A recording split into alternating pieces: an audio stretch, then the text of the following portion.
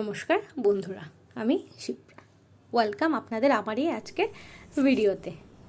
আজকে আমি একটা অন্য ধরনের রেসিপি আপনাদের সাথে শেয়ার করলাম। আমরা বাড়ি ঘরে প্রায়ই লাউ দিয়ে চিংড়ি মাছ দিয়ে খেয়ে থাকি। তো আজকে আমি চিংড়ি মাছ নয়, চিংড়ি শুটকি, বা যেটা আমাদের ভাষায় আমরা আঞ্চলিক ভাষায় বলি ইচা শুটকি।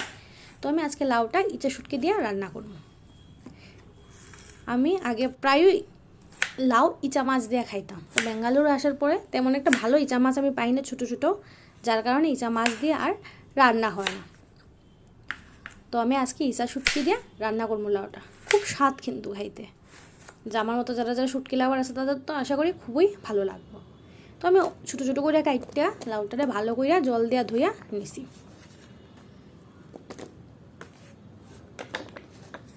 তারপরে একটা প্যানের মধ্যে দেয়া দিব। কোনো রকম সম্বার ছাড়া কিন্তু এই তরকারিটা রান্না করা হয়। তো আমি অল্প করেই বানাইতেছি, কারণ আমার বড়মশাই আজকে একাদশী, বড়মশাই খাইতো না, আমি একলাই খাবো।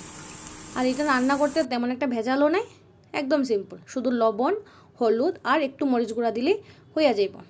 তো ভালো কইরা লবণ, হলুদ, মরিচ গুঁড়া দিয়ে এটারে কষাই লইলাম।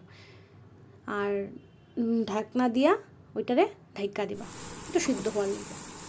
আর আমার কাছে যেহেতু লঙ্কা গুঁড়ো নাই, তার কারণে আমি বেশি করে কাঁচামরিচ দিয়েছি ঝাল হওয়ার লেগে। ঝাল না হলে কিন্তু শুটকি তরকারি ভালো লাগতো না।